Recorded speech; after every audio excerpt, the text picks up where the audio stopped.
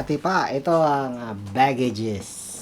Dali lang to, 4 na chords. Umpisa na natin. Ay, lagyan natin ng kapo ang first fret, okay?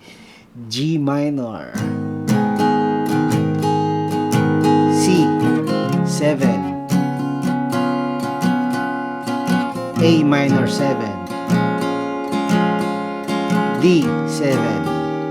Yun, 4 na chords. G minor,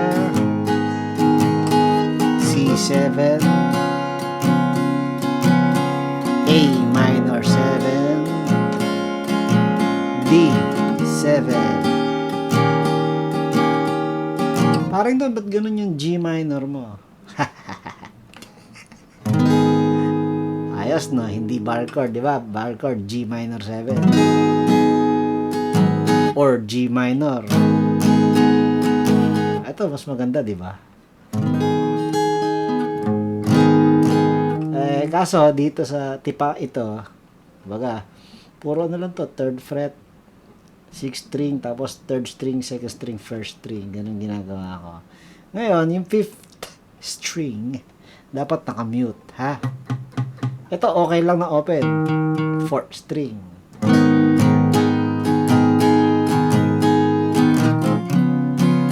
Ito, pwede ring C7, no? Kaya mo to? C7 na ganito? Kung gusto mo lang, okay? So, kanina ginawa ko yung yung common na ginagawa daliri na C7. Pag ganito, itong hinliliit, ilalagay mo dito sa 2nd string, 3rd fret. Kumbaga, para siyang C add 9 na may C7.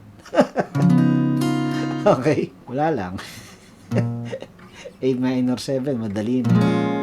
D7, madali na. Yan, 4 na chords.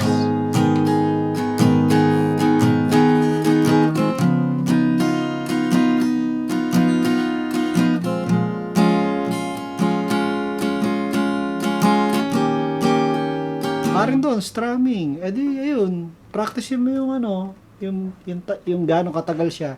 Bilangin mo muna ang gaano katagal yung chord na bababad.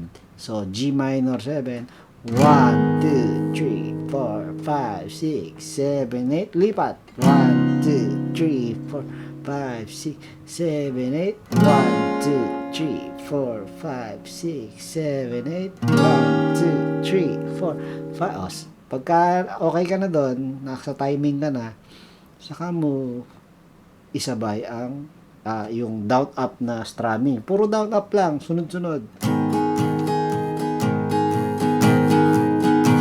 Nagets mo? Down up, down up, down up, down up, down up, down up, down up, down up, down up, down up, down up, down up, down up, down up, down up, down up. Okay? So, mabagal dapat para kasi nag-uumpisa ka pa lang.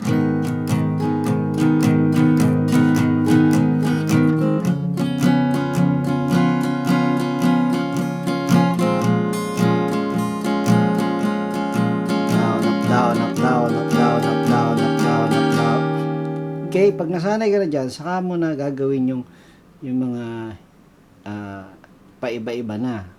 So, kumbaga, nasanay ka na doon sa sunod-sunod. Pag binawasan mo na yan, nasa tempo, maganda ng pakinggan yung ginagawa mo kahit bawasan mo na yung strum-strum. So, diba? Kahit anong gawin mo yan, walang pattern.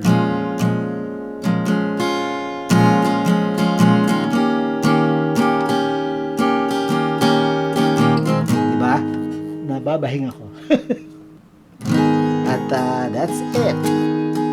That's our baggages chords guitar tutorial. Parin Lon here. Appear.